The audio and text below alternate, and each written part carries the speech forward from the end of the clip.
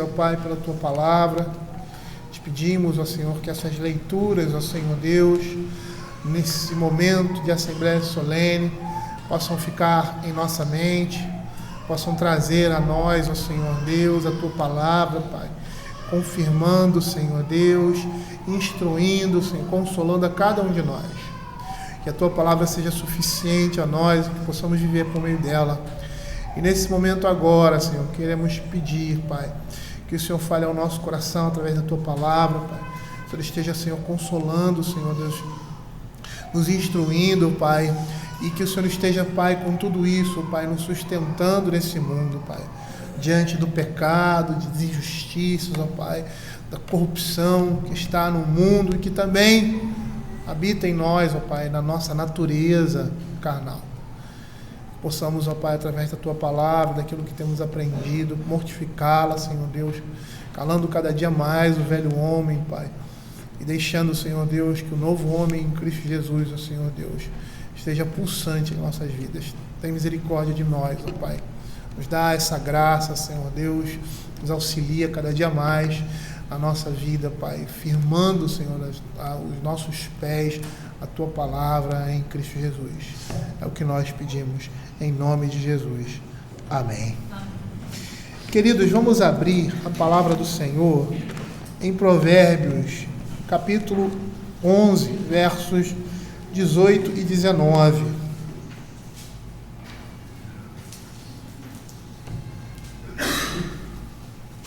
E hoje nós vamos continuar a nossa exposição, que paramos terminamos o verso 17 e vamos dar continuidade agora ao verso 18 e 19. Eu vou fazer a leitura, até para nós não nos esquecermos, dessa subunidade, até o verso 23, do verso 16 ao verso 23. A mulher graciosa alcança a honra, como os poderosos adquirem riqueza. O homem bondoso faz bem a si mesmo, mas o cruel a si mesmo se fere. O perverso recebe um salário ilusório, mas o que semeia a justiça terá recompensa verdadeira. Tão certo como a justiça conduz para a vida, assim o que segue o mal para a sua morte o faz. Abomináveis para o Senhor são os perversos de coração, mas os que andam em integridade são o seu prazer. O mal é evidente, não ficará sem castigo, mas a geração dos justos é livre. Como joia de ouro em focinho de porco, assim a mulher formosa, que não tem discrição. O desejo dos justos tende somente para o bem, mas a expectação dos perversos redunda em ira. Nós vimos na semana passada os versos 16 e 17, mas particularmente metade do verso 16 e o finalzinho do verso 17. E eu gostaria de situá-los mais uma vez no contexto, Essa subunidade que nós acabamos de ler aqui, ele fala sobre a benevolência, a bondade, a justiça, que traz recompensas para quem a pratica, e o egoísmo, que prejudica o egoísta. Nós vamos ver isso em toda essa subunidade, que vai até o verso 27, nessa mesma temática. E essa subunidade ela vai intensificar as consequências pessoais da benevolência em contraste da justiça, em contraste com a injustiça, com o egoísmo. Nós vimos progredindo da honra e riqueza, em oposição com a riqueza enfadonha. Foi o que nós vimos lá nos versos 16 e nos versos 17. E ela vai evoluir para a vida em contraste com a morte, nos versos 18 e verso 19, para as avaliações do Senhor que garantem o seu resultado legal. Nós vamos perceber aqui que o resultado dessas coisas, ou seja, do salário daquele que semeia para iniquidade, daquele que semeia para a justiça, há um resultado legal com relação a isso. Nós vimos na introdução dessa subunidade, quando eu citei que o verso 23, que foi lido hoje, apresenta uma declaração sumária que vai ser desenvolvida do verso 18 até o verso 21. O verso 23 diz assim: o desejo dos justos tende somente para o bem, mas a expectação dos perversos redunda em ira. E essa temática, ela é desenvolvida, ou seja, essa conclusão aí é desenvolvida nos versos 18 a 21. O perverso recebe um salário ilusório, mas o que semeia a justiça terá recompensa verdadeira. Tão certo como a justiça conduz para a vida, assim o que segue o mal para a sua morte o faz. Abomináveis são para o Senhor os perversos de coração, mas os que andam em integridade são o seu prazer. O mal é evidente, não ficará sem castigo, mas a geração dos justos é livre. E, na realidade, isso significa dizer que esses versos, eles vão nos revelar as recompensas e os castigos da justiça. Os versos 18 e 19, eles estão ligados por um paralelismo quiasmático que vai empregar duas metáforas. A primeira, no verso 18, semear a retidão, e a segunda, buscar o mal. E essa palavra buscar aqui é a mesma que a gente tem lá no Salmo 23. Nós vamos ver a ideia de perseguição. Então, esse emparelhamento desses versos sugere que o salário enganoso e o salário verdadeiro dos versículos 18 são definidos como vida e morte. E aí o verso 18 diz assim: o perverso recebe um salário ilusório, mas o que semeia a justiça terá recompensa verdadeira. A primeira coisa que chama a nossa atenção, ou que deveria chamar a nossa atenção, é essa palavra, que nós já falamos sobre ela algumas vezes, já até nos detemos para falar sobre o perverso e o justo, né? E seria bom lembrar nesse contexto o que essa palavra racha no original significa. A palavra perverso se opõe a justo e reto, e é o designativo, não só aqui em Provérbios, mas na Escritura, para pessoas ímpias.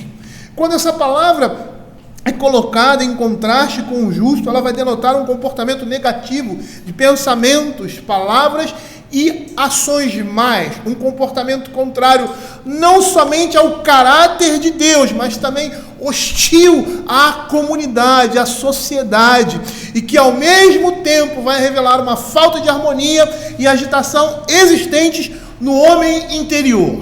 O que significa isso?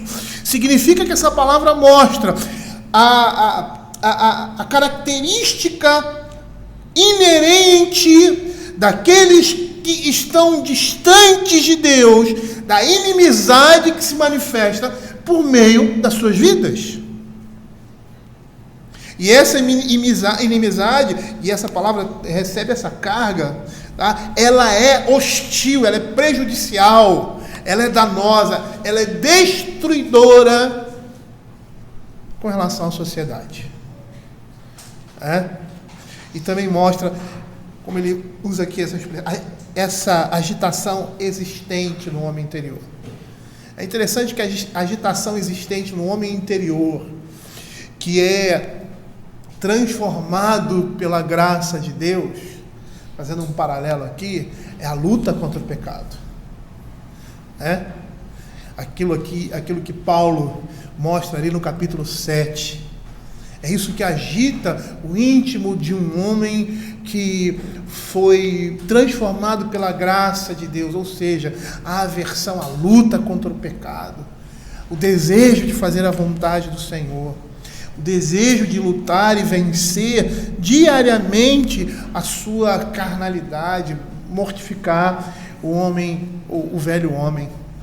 E é interessante que a agitação existente no perverso é para o mal, para cometer a impiedade, para cometer o pecado. E nós vamos ver isso mais adiante. Essa pessoa perversa, ela é retratada como alguém, aqui nesse verso, que trabalha por um salário.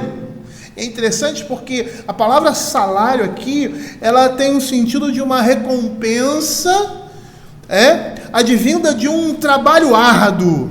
Lá em Provérbios capítulo 10, verso 16, a palavra de Deus diz assim: a obra do justo conduz à vida, e o rendimento é a mesma ideia, do perverso ao pecado. Então, a linguagem é interessante, porque a linguagem que ele usa aqui vai mostrar essa intensidade, ou essa agitação do homem interior, classificado como perverso aqui, o ímpio. É um trabalho árduo, e aí a ideia de alguém que está trabalhando, utilizando toda a sua força para aquilo que é o seu objetivo. É interessante que essa linguagem lembra o apóstolo Paulo falando lá em Romanos capítulo 6, né? Não ofereçais os vossos membros para o pecado. É essa intensidade aqui que está sendo demonstrada. Mas percebam aqui que a Escritura fala que o perverso ele recebe um salário. Um salário ilusório.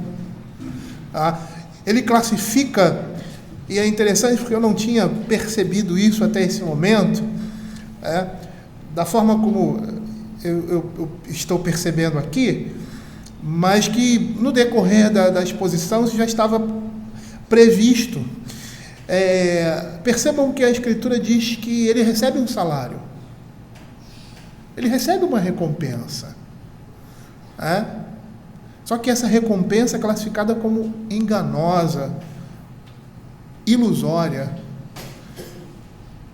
pois a sua aparência difere da sua realidade. E é interessante isso. Por quê?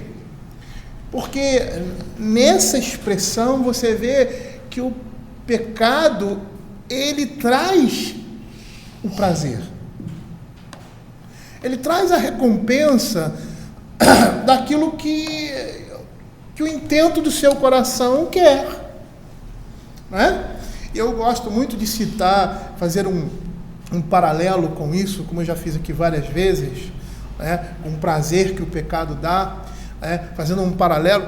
O texto não está se referindo a isso, de Apocalipse, quando João come o livro, e aquele livro é doce ao seu paladar, mas é amargo quando ele engole.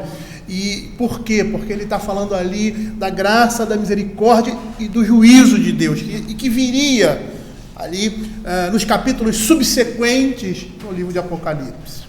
E é interessante que essa imagem serve também, apesar de ser completamente oposta, serve também para mostrar essa realidade do perverso receber um salário, uma recompensa ilusória, que a sua aparência vai diferir da realidade.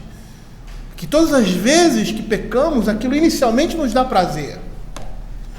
E aí seria esse salário, mas é um salário ilusório. Por quê? Porque quando esse pecado ele é consumado, é como se você estivesse, por exemplo, comendo algo doce, e aí quando você engole, aquilo é amargo e traz grande pesar. É assim o pecado. E é essa imagem que nós temos aqui, classificando o salário do pecado como enganoso, ilusório, pois a sua aparência difere da realidade. A pessoa aqui realiza um trabalho egoísta a duras penas, mas o seu egoísmo vai lhe render a sua destruição e morte, apesar dele receber aquilo que ele quer. E com aquilo vem o quê? A destruição e a morte, como o restante da unidade vai mostrar. É interessante que em Provérbios nós vemos alguns textos, em toda a Escritura, mas concentrando aqui em Provérbios, nós vemos alguns textos que mostram o salário da perversidade. Esse salário é enganoso. Consegui o meu intento, tive prazer naquele pecado, mas juntamente com ele vem o amargor e o gosto de morte que é característico da transgressão à lei de Deus. Abra Provérbios capítulo 1, verso 11 e verso 18.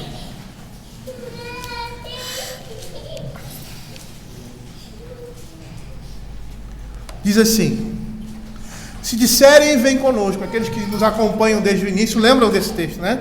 O pai alertando o seu filho para não ouvir, né, os seus amigos que estão chamando-o a cometer um assassinato e um roubo. Parece, tem essa a ideia, né?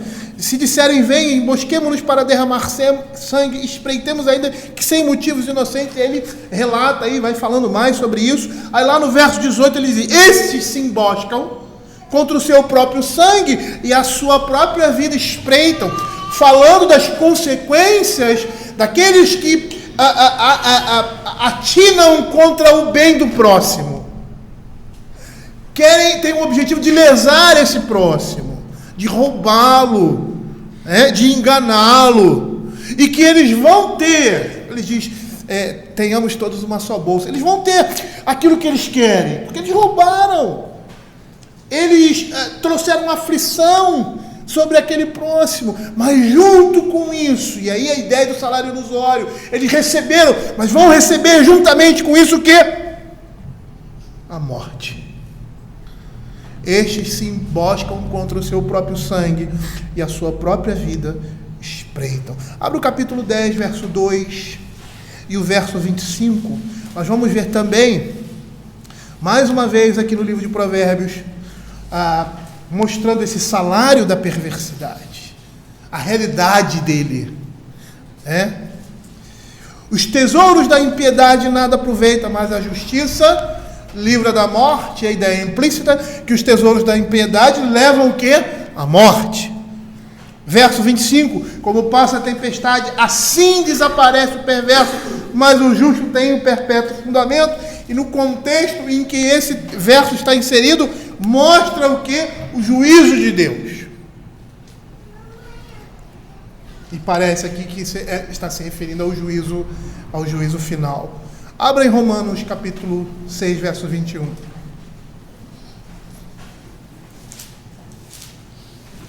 Olha o que Paulo diz com relação ao pecado. Ele diz assim: naquele tempo, que resultado colhestes? Somente as coisas de que agora vos envergonhais. E aí ele explica por quê. Porque o fim delas é a destruição, é a morte. Os perversos, ou o perverso descrito aqui, ele pensa que quando ele alcança os seus intentos malignos, eles recebem apenas os resultados dos seus maus intentos. Eles não percebem que com eles vem a sua própria ruína, vem a sua própria destruição. Por quê? Porque o texto vai nos mostrar, como já nos mostrou anteriormente, que o Senhor é juiz sobre todas as coisas.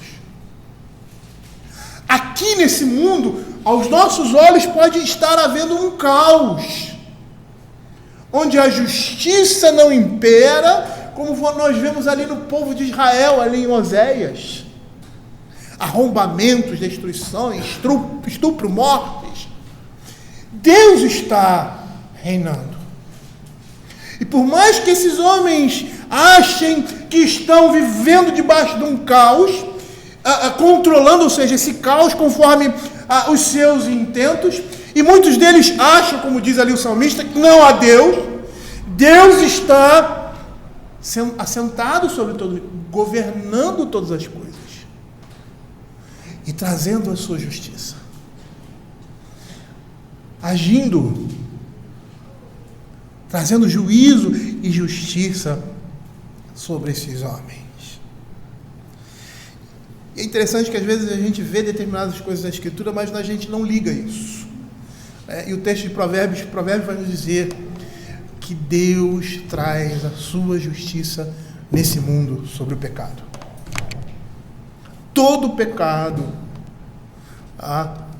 não lançado em Cristo Jesus traz consequências nesse mundo e no mundo vindouro. E nós sabemos disso como crentes, porque nós não temos peso dos nossos pecados levado em conta. Mas quando pecamos, por causa dessa dessa lei, o pecado gera morte. Nós somos disciplinados pelo Senhor. Como um pai que disciplina o seu filho quando este anda errado. E a justiça de Deus se manifesta em nós. Mas nós não levamos sobre nós o peso do pecado nesse mundo, peso destrutivo nesse mundo, e muito menos os resultados no mundo vindouro. Por quê? Porque a disciplina do Senhor, por causa dos nossos pecados, ela é sempre reparativa na vida do Filho de Deus, na vida do crente. Ela sempre vai trazer os frutos necessários para aqueles que são filhos, frutos necessários para a continuidade da sua vida cristã, e o caráter cristão será firmado por meio da disciplina do Senhor. É assim que Deus trata com o seu povo, mas não com relação aos ímpios. E o juízo vem. Às vezes pode não vir da maneira como nós achamos ou como nós estamos vivendo, mas o juízo vem, porque a Escritura é clara com relação a isso. É interessante, nós temos um exemplo na Bíblia, e às vezes você vê determinadas ironias que não são ironias, porque muitas vezes nós falamos, isso é a ironia do destino, dando um outro nome para o acaso. Mas essas coisas não são ironias. Essas coisas representam o juízo de Deus. Faraó, lá em Êxodo capítulo 1, verso 22, lançou alguns bebês do sexo masculino no rio. Diz assim: e ordenou o Faraó a todo o seu povo, dizendo: a todos os filhos que nasceram aos hebreus lançareis no Egito, mas a todas as filhas deixareis viver. E o que acontece tempos depois? Êxodo 14, 28. E voltando as águas cobriram os carros e os cavalarianos de todo o exército de Faraó que os haviam seguido no mar. Nem ainda um deles ficou. Olha que interessante. Ele tenta afogar alguns filhos de Deus, e o juízo de Deus vem 80 anos depois. E é interessante porque eu não saberia dizer se é o mesmo Faraó, provavelmente não. Ou poderia até ser. Se eu pesquisasse, eu poderia dar essa informação mais precisa a vocês. Mas o que é interessante aqui é que Faraó representa quem? Faraó representa o pecado. Faraó representa a injustiça. Faraó representa o mundo ímpio. E por mais que aquele que tivesse lançado no Nilo fosse diferente do outro, percebam que o juízo de Deus está vindo sobre eles, sobre a nação como um todo, sobre o que eles representavam, sobre aquele reino.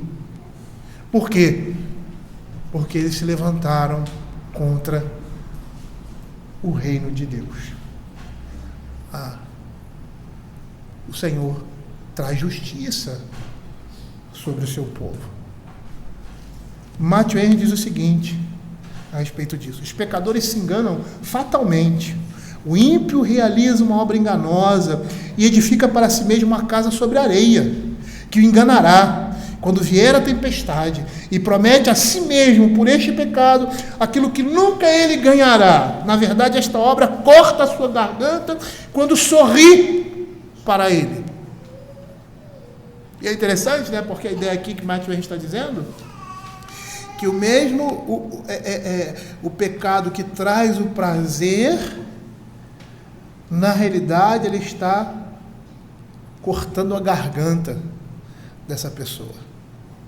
E ele usa uma expressão até bíblica que vai mostrar isso. O pecado me enganou e me matou. Paulo, em Romanos capítulo 6, verso 23, ele diz o quê? O salário do pecado é a morte. Esta é a recompensa que o pecado proporciona depois que ele é concebido. Não há outra possibilidade. O próprio prazer advindo da consumação do pecado já vai mostrar o juízo de Deus, já vem com o juízo de Deus. Está ali embutido. Lembrei de um salame que eu comprei recentemente. É apimentado. Eu estava cortando ele, aí via lá um negocinho de pimenta dentro. Eu gosto de pimenta de salame.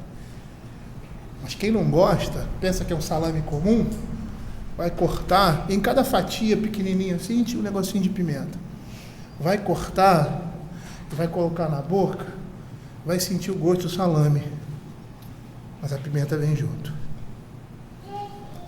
É essa a ideia aqui. O pecado sempre vai trazer a morte juntamente com ele.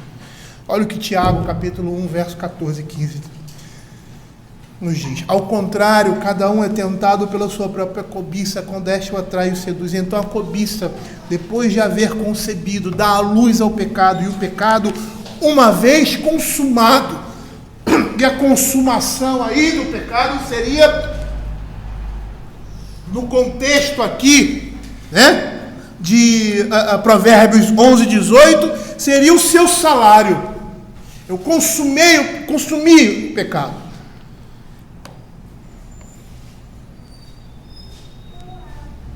E nessa consumação, o resultado que eu tenho não é pura e simplesmente o prazer ou a sua própria consumação, mas a morte. A morte. Isso é característico do pecado, está marcado nele, está latente, e é algo que não pode se dissociar do pecado. Ele é característico, a sua natureza é mortal. Mas olha o que o verso 18 vai nos dizer no seu segundo paralelo, segundo verseto. Ele diz assim: mas o que semeia a justiça terá recompensa verdadeira. Comparando esse quarteto, nós percebemos que o salário que foi mencionado anteriormente, e aqui ele vai trabalhar a questão da semeadura, vai representar o trabalho duro de uma semeadura. E é essa ideia que o autor sagrado quer mostrar. O perverso recebe um salário ilusório, ele trabalha, mas o que semeia, e essa semeadura também representa um trabalho duro da nossa parte.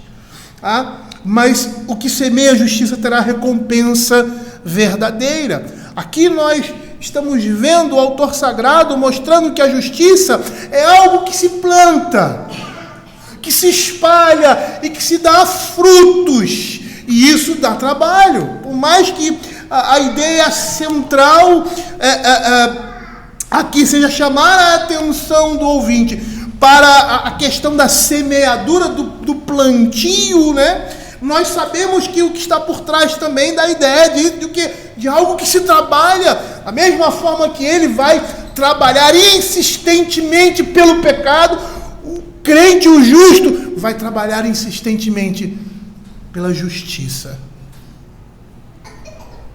Frutos de justiça serão a recompensa. Frutos verdadeiros. Quando diz aquele que semeia a justiça, realmente ele terá uma recompensa verdadeira. E a retidão do justo aqui é comparada a uma semente espalhada pelo agricultor. E esse agricultor trabalha pela verdadeira recompensa. E se nós formos adentrar aqui mais especificamente no que diz, mas percebam que essa semente ela é contagiosa. Ela se espalha, ela dá frutos. E esse agricultor aqui, ele trabalha pela verdadeira recompensa. É interessante a poesia, e que infelizmente, como tradução, a gente nunca consegue, né, trazer completamente todos as características, os efeitos, né, que essa poesia do original tem. Há um jogo de palavras aqui, uma paranomase, ou seja, são palavras que têm o mesmo som e a mesma grafia, mas com significados diferentes. Ilusório e recompensa são palavras semelhantes ao ouvir, na língua original, e ao escrever. Mas e o objetivo do autor colocando isso era, ele queria ressaltar a recompensa verdadeira, a diferença de uma verdadeira recompensa e de uma recompensa que era ilusória, enganosa, com esse efeito de sentido. E a gente percebe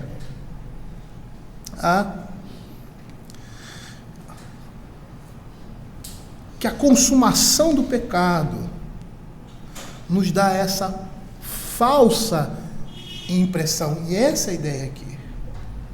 A impressão de que nós conseguimos o nosso intento e não teremos as consequências de nossos erros, o que é totalmente enganoso.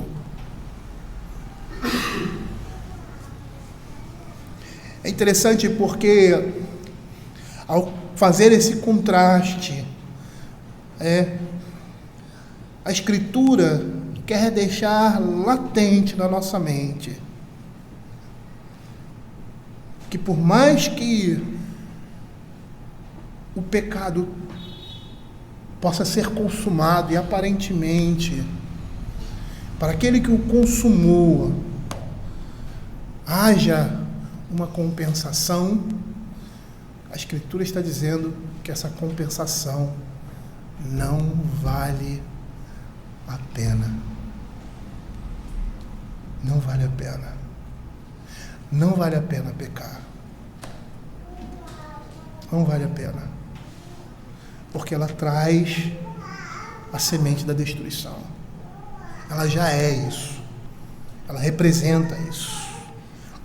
E é interessante porque você, olhando o texto assim, você, poxa, que necessidade nós temos? Muita necessidade. Muita necessidade de perceber isso. Por quê? Porque nos momentos em que essas coisas são pensadas, são planejadas, nós vimos em Provérbios que o pecado ele é planejado no coração do homem. O homem não leva em consideração as consequências. Ele pode até contemplá-las, mas ele diz assim, aqueles que têm vamos dizer assim, uma visão um pouco melhor, né? Eu vou tentar, pode ser que eu escape, eu consiga. A Escritura está dizendo que não. E aquele jovem precisava perceber isso.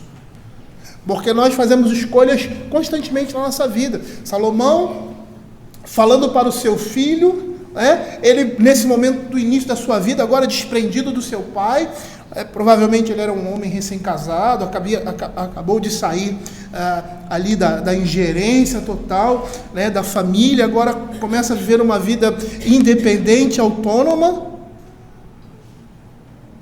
e Salomão agora está apresentando isso para ele, mostrando essas realidades, por meio da sua experiência, por meio da sua vida, por meio do conhecimento da palavra de Deus, para que ele não seja tentado a comer dessas iguarias. Porque o que ele está mostrando aqui no verso 18, apesar de usar metáforas diferentes, é que aquilo que ele semear, ele vai colher. Se ele semear a injustiça, ele vai colher a destruição. Se ele semear justiça, ele vai colher vida eterna. Essa metáfora ela traz vários fatos na nossa mente, como por exemplo a semeadura, como nós já falamos, envolvendo esforços e investimentos, oportunos com esperança de uma recompensa. Abra Provérbios capítulo 11, verso 27.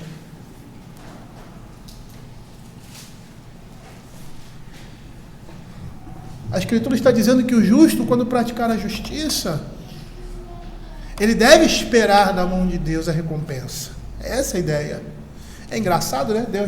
Olha como Deus é bom. Deus vai nos recompensar com aquilo que Ele nos deu. Nós acabamos de ver isso no momento de confissão. Olha, aquele trabalho, a salário é considerado, mas nós não trabalhamos para isso. É Ele que trabalha por nós. E quando nós exercemos a justiça, é lógico que isso parte da nossa vontade. Essa vontade está o quê? Essa vontade foi transformada. A nova aliança prometia isso. Eu vou imprimir as minhas leis no coração deles. E o Senhor nos gratifica por isso, por aquilo que Ele fez em nós. Olha o que diz Provérbios: quem procura o bem alcança o favor, mas ao que corre atrás do mal, este lhe sobrevirá. Compare esse texto com o Salmo 126:5, quando diz assim: os que com lágrimas semeiam, com júbilos ceifarão. Bem-aventurados que choram, porque serão consolados. Olha o que Mateus capítulo 6, verso 20 vai dizer. Olha o que ele diz: mas ajuntai para vós outros tesouros no céu, onde a traça nem ferrugem corrói, e onde ladrões não escavam nem roubam. Ele está falando de recompensa, e uma recompensa que parte da justiça de Cristo em nós, manifestada nas nossas vidas. Olha que Lucas capítulo 16, verso 9, vai nos mostrar com essa parábola. É interessante essa parábola, porque o Senhor chama a nossa atenção para agir com sabedoria e sagacidade nas coisas espirituais, da mesma forma que os ímpios agem com coisas ímpias. Eles são inteligentes, eles planejam, eles se organizam, eles organizam o seu pensamento para receber no final. E o Senhor está dizendo assim: vocês devem ser assim, mas com relação à pureza e à santidade. Ele diz assim: e eu vos recomendo das riquezas de origem iníqua fazer amigos. E origem iníqua aqui seria coisas seculares, para que quando aquelas vos faltarem, esses amigos vos recebam nos tabernáculos eternos. A ideia aqui dessa parábola com o Senhor Jesus, vocês conhecem aquele administrador infiel? E o que aquele administrador infiel fez? Ele foi, vamos dizer assim, benevolente. Ele não poderia ser benevolente porque aquilo não era dele, não lhe pertencia. Na realidade, a sua benevolência demonstrava o quê? Demonstrava logro, fraude. Mas se ele fosse dono daquelas coisas e chegasse para aquelas pessoas e falasse: olha, você está me devendo tanto, paga tanto. E a ideia ali que o Senhor Jesus quer nos trazer é essa sagacidade que nós devemos ter com as coisas do reino de Deus. Que as pessoas sejam beneficiadas através da nossa vida, do nosso comportamento. Porque isso vai ser como é que se diz? Isso vai voltar a nosso favor. E isso volta. É lógico que quando nós fazemos isso, nós necessariamente não estamos pensando na recompensa. Mas muitas vezes nossa mente tem que estar nessa recompensa em Cristo. O Senhor vai nos recompensar. Isso vai mostrar desprendimento da nossa parte. E essa é uma lei divina. Eu me lembro uma certa vez que eu estava no supermercado e uma pessoa acho que era uma pessoa pobre e queria passar as compras e faltou alguma coisa e ela não tinha dinheiro. E eu olhei, vi que a pessoa, estava olhando assim, era coisas necessárias, né? Eu falei: não, senhora, pode passar, eu pago. Ela ficou assim, olhando: não, pode deixar, eu pago, pode passar. Aí ela passou e tal, ficou agradecida. Engraçado que um dia desse eu estava andando aqui, voltando para casa, fui comprar pão. E aí eu quase não ando com dinheiro, no cartão de crédito, né? E eu tinha emprestado meu cartão de crédito para os meninos, para a Simone. E aí fui, comprei pão e tal, e tinha acabado de pagar o metrô, tinha uns trocados lá. E aí eu, caramba, estou sem dinheiro, cheguei no caixa, estou sem dinheiro. Aí eu, cara, vou deixar o pão quentinho, vou deixar o pão aqui. Aí o cara chegou do lado, não, cara, pode levar. Eu falei, eu pago. Aí, não, pode deixar, eu pago para você. Ah, não, tranquilo, poxa, cara, obrigado e tal, nem conhecia a pessoa. É interessante que essas coisas, na realidade, acontecem conosco. Ah, porque o Senhor nos retribui. E por mais que seja uma coisa pequena aos nossos olhos, para Deus não é. E quando nós fazemos isso, porque qualquer pessoa pode fazer isso. E você vê pessoas que não são cristãs até fazendo esse tipo de coisa. Mas quando nós fazemos isso, nós fazemos com um fundamento. E o fundamento das nossas boas ações é o Evangelho. É Cristo. É completamente diferente de quando qualquer outra pessoa age de forma bondosa, de forma amistosa, porque o ser humano, mesmo caído, tem condições de fazer isso por causa da ação do Espírito Santo ordinária na vida dele, por causa da lei de Deus que está gravada no coração dele, e a consciência dele o acusa, o sensibiliza. Mas quando nós fazemos isso, nós fazemos numa outra perspectiva, porque a nossa perspectiva é o Evangelho, é Cristo, é uma resposta, é uma atitude de gratidão àquilo que Deus fez por nós. McCain, um comentarista, diz que não há nenhum conflito entre se esforçar pelo grau mais elevado de autorrealização e servir ao bem comum. E no contexto aqui, a lei da semeadura e da colheita nos diz que a pessoa colhe aquilo que semeou.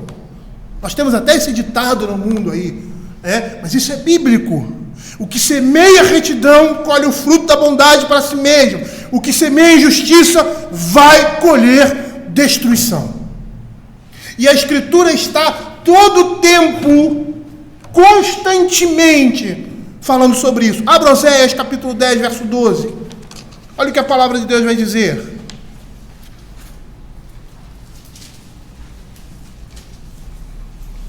Então eu disse, semeai para vós outros em justiça, ceifai segundo a misericórdia, arai o campo de pouso, porque é tempo de buscar ao Senhor, até que Ele venha e chova a justiça sobre vós.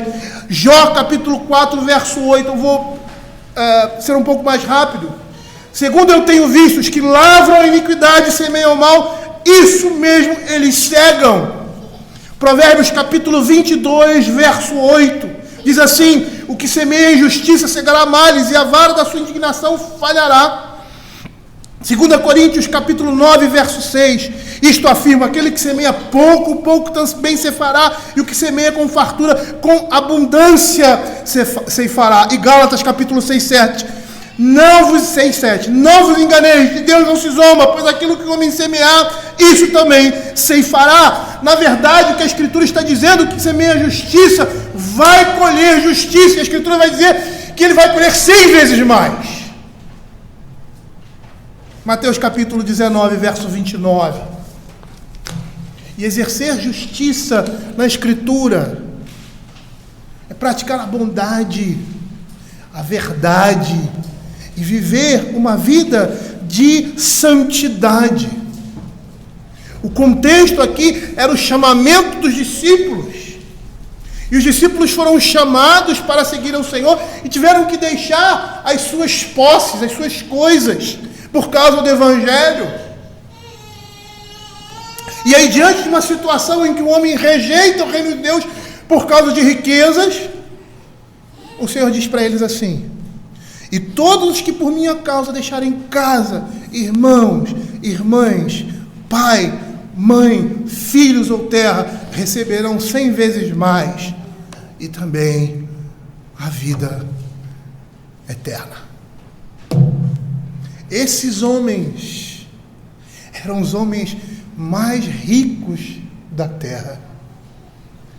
Aqueles apóstolos e todos aqueles que seguem as pisaduras de Cristo. Como o apóstolo Paulo, que nós estamos vendo em Filipenses, que estava passando necessidades. Era um homem pobre na sua situação presente, porque a sua situação anterior não era assim, mas ficou assim por causa do Evangelho.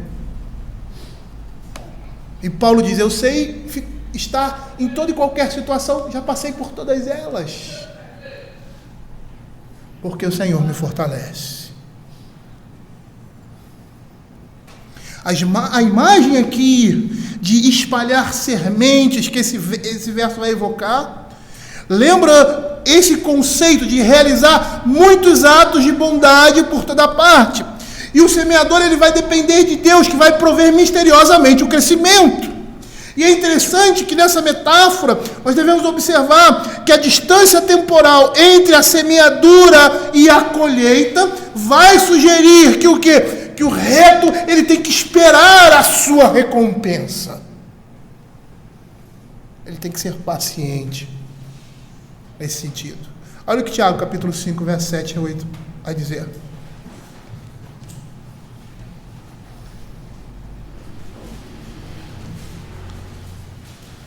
Sede, pois, irmãos, pacientes até a vinda do Senhor Jesus. Eis que o lavrador aguarda com paciência o precioso fruto da terra, até receber as primeiras e as últimas chuvas. Sede vós também pacientes e fortalecei o vosso coração, pois a vinda do Senhor está próxima. Às vezes nós queremos receber da parte de Deus os frutos da nossa justiça, e a Escritura vai dizer que nós vamos receber sim nesse mundo, mas não complete totalmente. Por isso que você vê na história da revelação igrejas passando por grandes problemas, por grandes aflições, e por mais que tenham um período de tranquilidade, como nós vemos na história da igreja, períodos de conflito, de perseguição, períodos de tranquilidade, nós devemos esperar sermos recebidos pelo Senhor. A nossa principal espera é aquela quando o Senhor Jesus Cristo voltar. E aí sim, nós seremos recompensados, e esse mundo será justiçado pela graça e pela misericórdia do Senhor. A Escritura vai dizer que essa é uma recompensa verdadeira, e é bastante significativo no contexto metafórico aqui, na metáfora que ele estabelece. Por quê? Porque no âmbito da agricultura e da colheita, o receber os frutos daquilo que você plantou é incerto. É incerto. Nem sempre aquilo que foi plantado na terra vai produzir um fruto referente àquilo que foi plantado, e às vezes toda a plantação se perde. Mas a Escritura está mostrando aqui que na esfera moral isso é realidade. E aí eu pensando no que nós temos vivido no nosso país, porque não há como olhar essas coisas e não atrelar, não somente a nossa realidade, mas a realidade no mundo. E perceber a mão de Deus trazendo juízo sobre esses homens. Regimes ditatoriais, contrários à palavra de Deus, recebendo na história o juízo de Deus, como foi em Babilônia, como foi a Síria, como foi o Império Romano, que ficou anos, séculos no poder, muitas vezes exercendo opressão, e que no momento certo, o Senhor Deus trouxe juízo sobre eles, porque eles também representavam a vara de Deus sobre o mundo. Uma coisa que nós precisamos entender é que nós temos um Deus que é juiz sobre todas as coisas, e Ele é Senhor das nossas vidas. E a certeza de que Ele vai trazer os frutos da sua justiça sobre nós e sobre este mundo.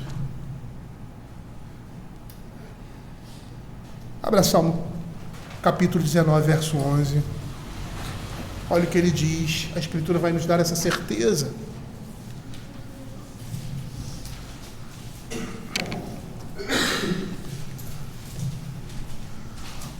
Além disso, por ele se admoeste teu servo em os guardar a grande recompensa.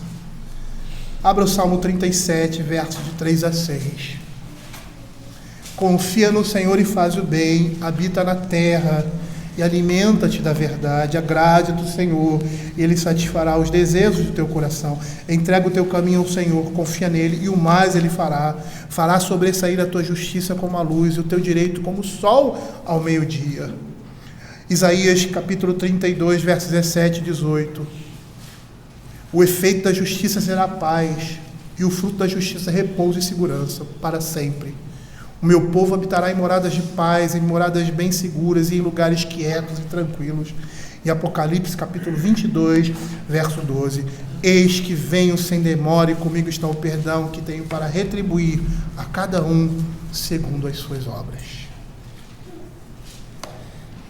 Às vezes nós pensamos que o problema está relacionado a nós, como se fôssemos centro das coisas. E o movimento pentecostal ele trouxe muito essa ênfase, né? Olha, Deus me deu um texto para você. Aí abre aqui o texto e é um texto messiânico. Não é assim que as coisas funcionam. Não é assim que as coisas funcionam. Nós precisamos perceber que estamos inseridos num contexto. O contexto da igreja. É nesse contexto que nós estamos inseridos. Não é o indivíduo, não é você. A glória não é para você. A glória é para Cristo. Eu poderia contar aqui, alguns irmãos também contar determinadas situações em que vocês vivenciaram, como eu também vivenciei no trabalho, em outros lugares, onde pessoas levantaram falso contra você. Você foi mal visto por aquelas pessoas que estavam ao seu redor, porque eles mentiram.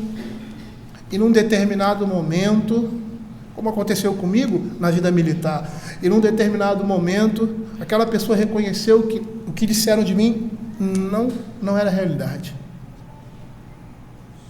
Mas ele poderia não ter reconhecido. E eu fiquei sabendo disso depois, por uma terceira pessoa. A questão não é você, a questão é o Evangelho. E se tivéssemos que viver todo o tempo oprimido e nunca sair só na nossa morte debaixo dessa opressão, precisamos entender que a história da revelação não se refere a você, mas se refere a Cristo. E nesse contexto, Cristo deve ser visto na sua vida. Isso é mais importante do que sermos reconhecidos pelas pessoas que estão ao nosso redor. Matthew Henry diz assim: os santos guardam as melhores garantias para si mesmos. Aquele que semeia a justiça, que é bom e se empenha em fazer o bem, visando uma recompensa futura, tem uma recompensa assegurada. Ela é tão assegurada para ele como a verdade eterna pode torná-la. Se a semeadura não falhar, a colheita também não falhará.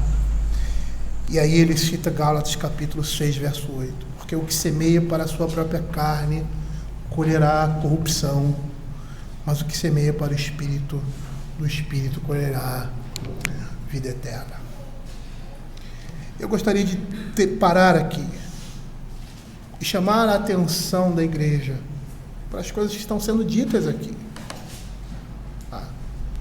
É interessante como o Senhor, Ele abre a nossa mente, o nosso entendimento, os nossos olhos para vermos determinadas coisas. Muitas vezes nós estamos vivendo no mundo e não estamos enxergando o que Deus está fazendo. E olhamos somente o caos, a destruição, a injustiça e não percebemos a mão de Deus em todas essas coisas, até trazendo justiça. E a Escritura vai nos mostrar que Deus, e é isso que Provérbios vai nos mostrar aqui, Deus está assentado sobre toda a terra e Ele é o juiz sobre toda a terra. Como ele diz aqui, o mal evidente não ficará sem castigo, ele vai trazer o juízo. Ele vai trazer a justiça. Pode ser que você não veja. Pode ser que, paralelamente a isso, nesse mundo, você veja a injustiça operando, como Abacuque viu. Senhor, como é que nós somos assolados por um povo mais ímpio do que nós? Nós fomos destruídos por homens que não amam ao Senhor. E a forma como eles fizeram isso, tiveram prazer. E Deus vai dizer que essa era a obra maravilhosa que Ele estava fazendo na vida daquela igreja, na vida do povo de Deus ali no Velho Testamento, por causa do pecado deles. Mas queria trazer sobre eles a justiça que provém da fé. E Abacuque deveria se regozijar no Senhor e não naquilo que ele está vendo naquele momento.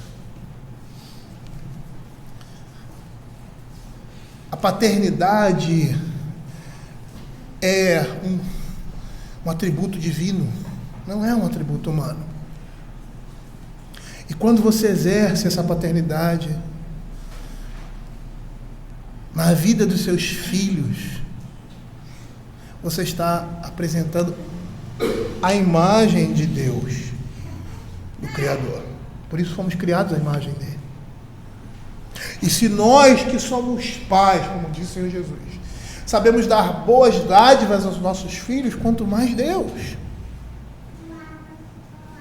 E que se for necessário que estejamos toda a nossa vida debaixo de perseguição e opressão, injustiça, para que permaneçamos firmes diante do Senhor e não nos desviemos, o Senhor assim vai nos conceder. Mas é interessante que a gente vê isso na Escritura, mas o Senhor não nos deixa todo o tempo assim. Nós precisamos confiar na justiça dele e praticar essa justiça, semear isso, semear a bondade, a misericórdia no meio do povo de Deus, criar laços familiares profundos com os nossos irmãos. É lógico que a gente não vai conseguir criar esses laços com todos, né? Mas nós fomos colocados nesse mundo como igreja para exercer, ser instrumento de Deus na vida daqueles que estão ao nosso redor. E fluir a luz de Cristo, a justiça dele nas nossas vidas, para que o mundo veja e glorifique a Deus, glorifique a Cristo por meio das nossas vidas. Essa também é uma chamada a nossa atenção, por entender que o pecado vai trazer a morte consigo. O pecado vai trazer a destruição. Então, fuja do pecado. Busque a justiça e empenhe-se em alcançá-la, como diz a palavra de Deus. Vamos orar.